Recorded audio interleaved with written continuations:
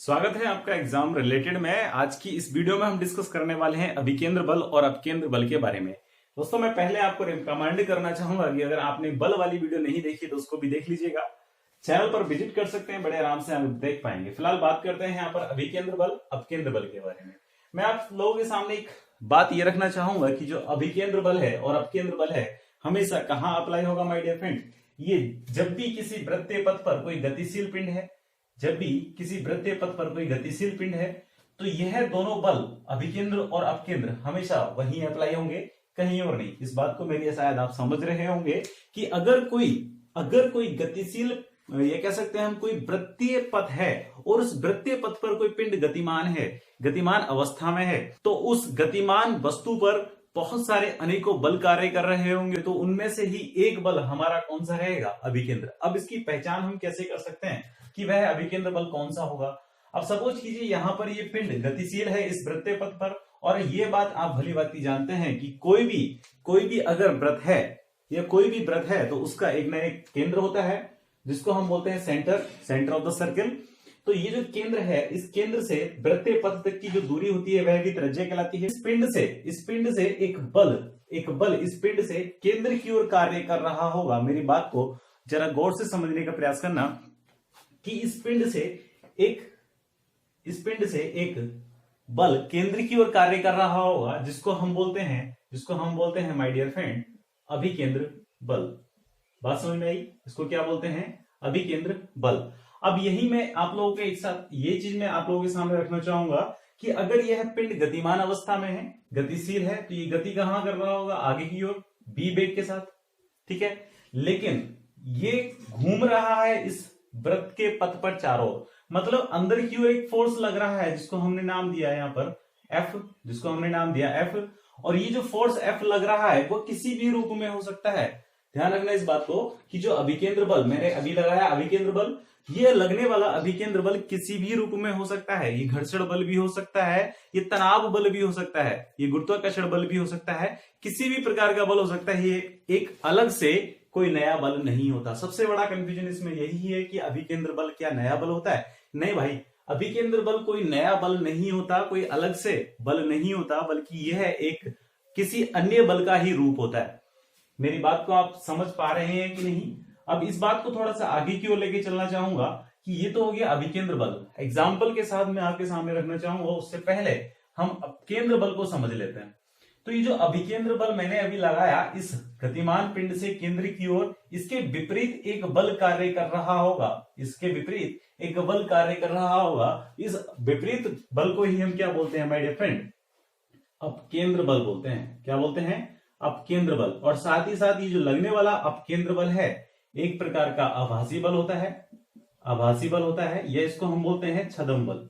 और जो अभिकेंद्र बल लग रहा था इसको हम बोलते हैं वास्तविक बल। मैं आपको याद दिलाना चाहूंगा न्यूटन की गति का तीसरा नियम, और इस न्यूटन की गति के तीसरे नियम से हमें पता चलता है कि किसी भी वस्तु पर लगने वाला बल प्रतिक्रिया करता है, या किसी भी वस्तु पर लगने वाली क्रिया के विपरीत में एक प्रतिक्रिया होती है जिसे हम बोलते हैं क्रिया प्रतिक्रिया का नियम। क्या बोलते हैं माय डियर फ्रेंड? क्रिया प्रतिक्रिया का नियम। तो इस बात को हम आगे की ओर जब चलना चाहेंगे तब हमें समझ में आता है कि जो प्रतिक्रिया है यहाँ और इसी को हम क्या बोलते हैं माय डियर फ्रेंड? अपकेंद्र बल बोलते हैं। जैसे कि आपने देखा होगा, अगर किसी पत्थर को डोरी में बांधकर हम घुमाते हैं तो जब पत्थर घूम रहा है, हमने डोरी में बांधा और डोरी में बांधने के बाद हम इसको घुमा रहे हैं इस तरीके से, तो एक प्रकार की कौन सी गति होती हुई दिखाई दे रही है? इसको हम बोलेंगे माय डियर फ्रेंड वृत्तीय गति। क्या बोलेंगे इसको? वृत्तीय गति। और जिस केंद्र से हमने इसको पकड़ रखा है, या जिस केंद्र के थ्रू, जिस डोरी से हमने इस पत्थर को पकड़ रखा है, उस डोरी में एक तनाव उत्पन्न हो जाता है। और जब ये तनाव उत्पन्न हो जाता है तो इसी तनाव को हम बोलते हैं अभिकेंद्र बल। क्या बोलते हैं? अभिकेंद्र बल। अब जैसे ही हमने इस डोरी को अपने हाथ से छोड़ा, तो ये डोरी छूटने के बाद तनाव बल खत्म हो जाता है, और जब तनाव बल खत्म हो जाता है तो ये पत्थर एक सरल रेखीय गति में सीधा आगे की ओर निकल जाता है। तो इसी बात से हम समझ सकते हैं कि जब तक किसी वस्तु में अभिकेंद्र बल लागू है तब तक पिंड में वृत्तीय गति संभव है। अभिकेंद्र खत्म तो वृत्तीय गति भी खत्म। मेरी बात आप समझ गए होंगे। अब इसी के विपरीत में पत्थर के द्वारा हमारे हाथ पर केंद्र की ओर लगने वाला बल, जिसको हम बोल रहे हैं अभिकेंद्र बल। बात समझ में आई कि इस केंद्र से पिंड की ओर लगने वाला बल अभिकेंद्र बल और पिंड से केंद्र की ओर लगने वाला बल अभिकेंद्र बल कहलाएगा। अब यहां पर फॉर्मूला क्या बनता है? तो माय डियर फ्रेंड, कोई भी अगर वस्तु है या पिंड है तो उसके अंदर कुछ ना कुछ द्रव्यमान होगा, जिसको हम बोलते हैं मास, और डिनोट करते हैं इसको m से, और उसके अंदर एक वृत्तीय त्वरण होगा, ये जिसको हम बोल सकते हैं अभिकेंद्रीय त्वरण। तो जो अभिकेंद्रीय त्वरण होता है इसको मैं लिखना चाहूंगा, ये होता है माय डियर फ्रेंड v²/r, जिसकी वजह से हमें पता है F लगने वाला कोई भी बल या F बराबर क्या होता है ma, F बराबर क्या होता है ma, और यहां से m की वैल्यू क्या है? m की वैल्यू क्या है? यानी कि मास है तो इसकी वैल्यू m ही है, और जो a है त्वरण है इसकी वैल्यू क्या है? m × v²/r। तो यहां से F बराबर क्या हो जाएगा? mv²/r अभिकेंद्र बल के लिए। वैसे ही अपकेंद्र बल के लिए भी क्या होता है? F बराबर mv²/r होता है। दोनों अलग अलग नहीं है। इसका फॉर्मूला भी कई बार पूछ लिया जाता है कि बताइए अभिकेंद्र बल के लिए कौन से फॉर्मूला उचित होगा? F बराबर mv²/r। Got my point. दूसरा क्वेश्चन यहां से ये बन सकता है कि अपकेंद्र बल किस प्रकार का एक बल होता है, वास्तविक या छदम? तो हमारा आंसर क्या सही जाएगा? छदम बल होता है। ठीक है, तो ये चीज उम्मीद करता हूं आपको काफी अच्छे से क्लियर हो गई होगी। बाकी इसमें अगर कोई भी डाउट है तो आप हमें कमेंट करके पूछ सकते हैं। एक एग्जांपल मैं आप लोगों के सामने और रखना चाहूंगा, जिसको हम अभिकेंद्र या अपकेंद्र बल से रिलेट करना चाहेंगे।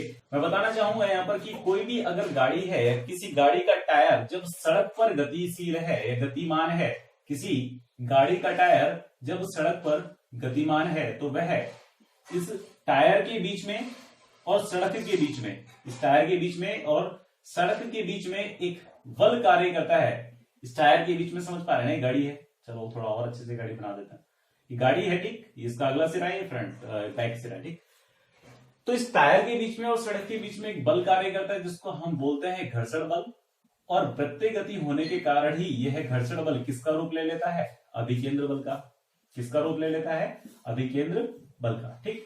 तो यहां पर जो अभिकेंद्र बल है टायर और सड़क के बीच में लग रहा है। अब आपने देखा होगा जनरली वे में क्या होता है, कोई भी सड़क जब बनाई जाती है या रेल की पटरी बिछाई जाती है तो जब मोड़ आता है तो मोड़ पर एक साइड से कुछ झुकी हुई बनाई जाती है। एक साइड से मतलब अंदर की ओर से। तो किसी मोड़ पर जब सड़क या रेल की पटरी की बात आती है तो अंदर की ओर से हल्की झुकी हुई होती है। तो उसकी झुकी होने का कारण क्या होता है कि ये टायर और सड़क के बीच में घर्षण बल, टायर और सड़क के बीच में घर्षण बल उसी अवस्था में बना रहे जिस अवस्था में, यानी कि पर्याप्त अवस्था में बना रहे। तो पर्याप्त अवस्था में बना रहेगा तो अभिकेंद्र बल इसको गाड़ी को मिलता रहेगा, और जब तक अभिकेंद्र मिलता रहेगा तब तक इस टायर की वृत्तीय गति संभव है। और जैसे अभिकेंद्र बल वहां से थोड़ा कम होता चला जाएगा वैसे ही गाड़ी क्या होने लगेगी, स्लिप मारना शुरू कर जाएगी। वैसे अगर आपने देखा होगा कि जब बारिश पड़ जाती है या सड़क गीली रहती है तो घर्षण थोड़ा कम हो जाता है, या फिर कीचड़ में गाड़ी चला रहे होते हैं तो घर्षण कम होता है। तो जब घर्षण कम है तो गाड़ी क्या होती है, फिसलना शुरू कर जाती है। तो फिसलना शुरू कर जाने का मतलब ही यही है कि वह गाड़ी के बीच में और यानी कि टायर के बीच में और निचली वाली सतह के बीच में अभिकेंद्र बल की मात्रा कम हो चुकी है। तो इसी को हम समझने का प्रयास करेंगे। 2-3 एग्जाम्पल हम समझ चुके हैं इसका। एक तो वही रस्सी में डोरी बांधकर उसको घुमाना। दूसरा एग्जाम्पल हम समझ चुके हैं गाड़ी और सड़क, यानी कि सड़क और टायर के बीच में जो लगने वाला बल। एक एग्जाम्पल मैं आप लोगों के सामने और पेश करना चाहूंगा, जिसको मैं बोलता हूं या हम सब लोग बोलते हैं वॉशिंग मशीन। कपड़े धोने वाली जो मशीन होती है, या फिर इसी के साथ एक मट्ठा चलाने वाली मशीन। ये तो आपने देखा होगा, मट्ठा चलाने वाली मशीन या वॉशिंग मशीन, जो दोनों मशीनें होती हैं वह किस बल पर या किस बल के सिद्धांत पर कार्य करती हैं। तो माय डियर फ्रेंड, क्वेश्चन पूछा जाता है तो हमारा आंसर क्या रहता है? अपकेंद्र बल। क्यों करती हैं? क्योंकि जो वॉशिंग मशीन और मट्ठा चलाने वाली मशीन है वो बाहर की ओर छींटे मारती हैं, केंद्र से बाहर की ओर छींटे मारती हैं। तो जब केंद्र से बाहर की ओर छींटे मार रही हैं तो उस समय बल कौन सा लग रहा है? अभिकेंद्र बल, यानी कि वृत्तीय गति तो उसमें हो रही है।